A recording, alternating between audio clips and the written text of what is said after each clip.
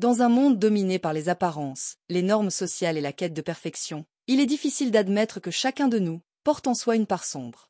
Nous préférons présenter une image maîtrisée, moralement acceptable, quitte à refouler des émotions, des pensées ou des impulsions qui dérangent.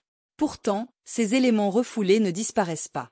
Ils opèrent dans l'ombre, influencent nos comportements, empoisonnent nos relations, sabotent nos projets. Dans le chapitre 9 de Les lois de la nature humaine, intitulé « Confronter son côté sombre, la loi de la répression », Robert Greene propose un retournement salutaire. Plutôt que de nier cette part d'ombre, nous devons la reconnaître, l'intégrer et l'utiliser comme une source d'énergie et de connaissance de soi. Greene s'inspire notamment des travaux du psychanalyste Carl Gustav Jung, qui voyait dans l'ombre un archétype universel et indispensable à l'équilibre psychologique. Cet exposé a pour objectif d'explorer cette idée à travers 4 axes principaux. Comprendre la notion d'ombre et son enracinement psychologique, observer ses manifestations sociales et collectives, envisager les voies de son intégration, et enfin en tirer des applications concrètes pour une vie plus lucide et plus authentique. La notion d'ombre, centrale dans ce chapitre, trouve ses racines dans les travaux de Carl Gustav Jung. Pour lui, l'ombre représente l'ensemble des caractéristiques psychiques que nous refusons de reconnaître comme les nôtres.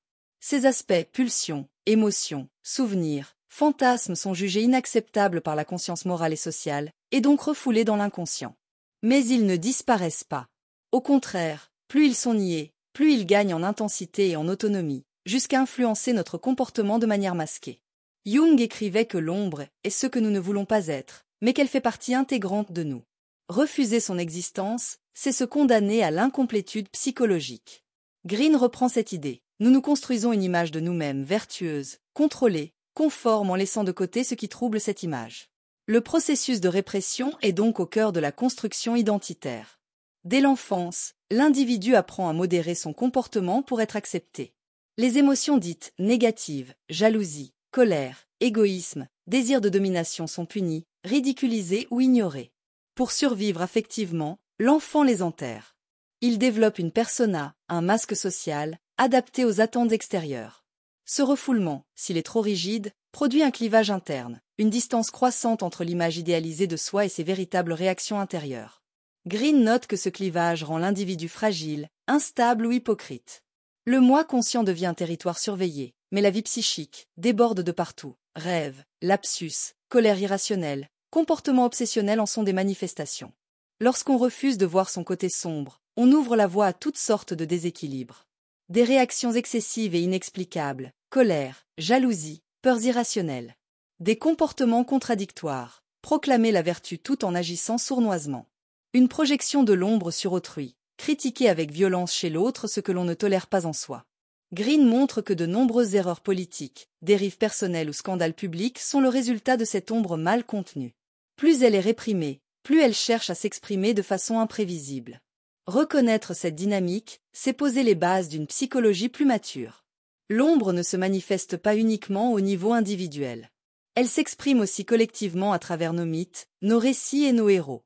Greene note que la culture populaire regorge de figures ambiguës, voire franchement maléfiques, qui attirent l'admiration ou la fascination. Des personnages comme Tony Montana dans Scarface, Walter White dans Breaking Bad ou encore des figures historiques comme Napoléon ou Staline captivent par leur pouvoir sombre, leur capacité de transgression, leur liberté brutale. Cette attirance paradoxale traduit une vérité psychologique. En niant notre propre violence, notre envie de domination ou notre besoin de transgression, nous projetons ces désirs sur des figures extérieures. Elles deviennent alors des exutoires symboliques. Le succès des œuvres où le « méchant » est aussi charismatique que le héros montre combien l'ombre est vivante dans l'inconscient collectif. Les sociétés, comme les individus, refoulent certaines vérités, inégalités, violences structurelles, peurs identitaires.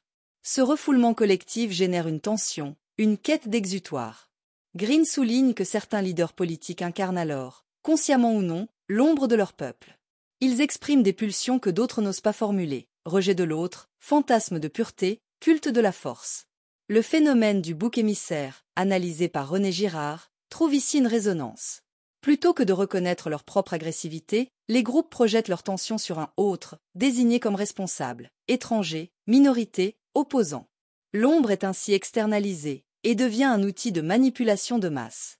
Richard Nixon, président des États-Unis entre 1969 et 1974, illustre selon Greene les dangers d'une ombre mal intégrée.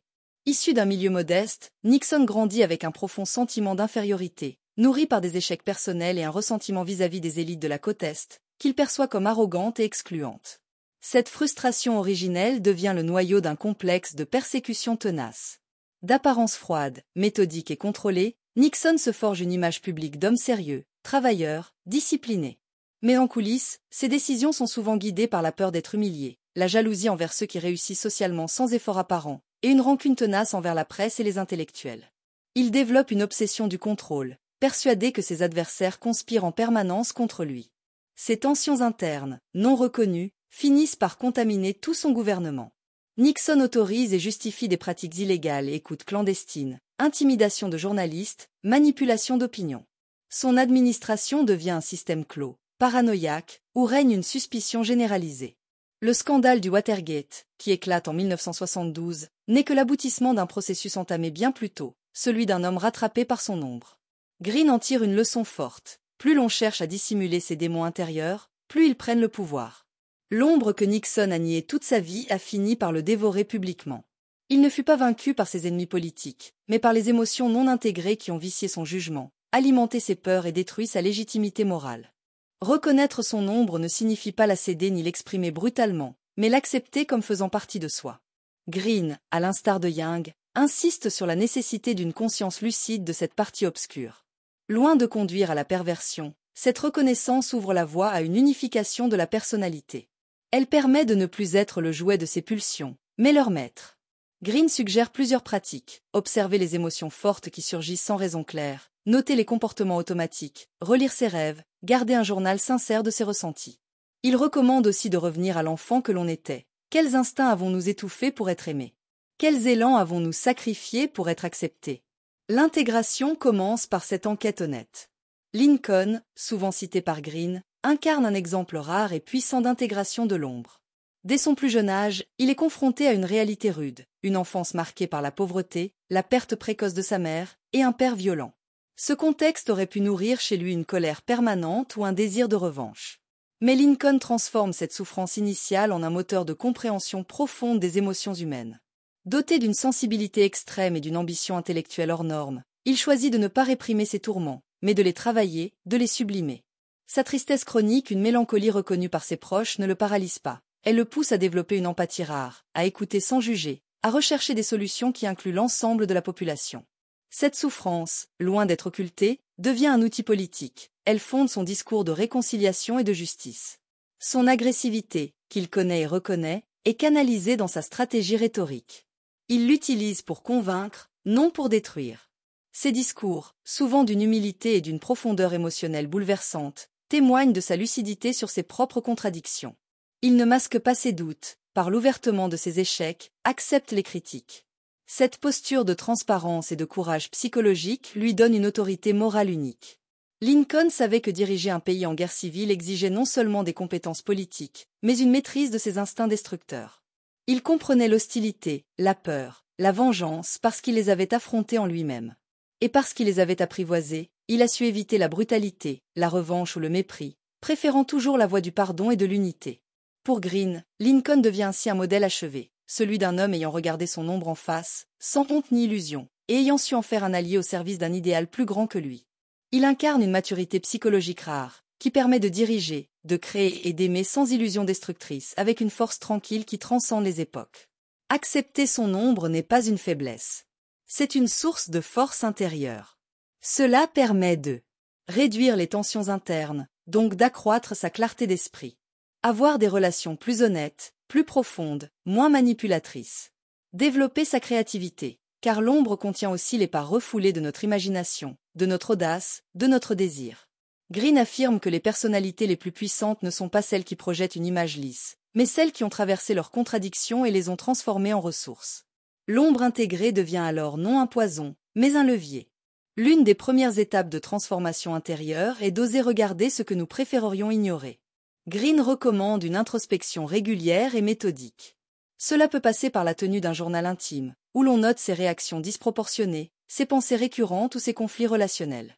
Chaque réaction exagérée peut être le signe qu'un élément refoulé cherche à s'exprimer. Un autre outil utile est l'analyse de ses rêves. Souvent, l'inconscient y insère des figures ou des situations qui représentent des facettes cachées du moi. Le rêve peut servir de passerelle entre la conscience et l'ombre, à condition de l'interpréter avec bienveillance, sans censure morale. Enfin, se reconnecter à l'enfant que l'on a été peut aider à identifier les désirs, les élans ou les peurs que l'on a appris à réprimer pour être aimé ou accepté.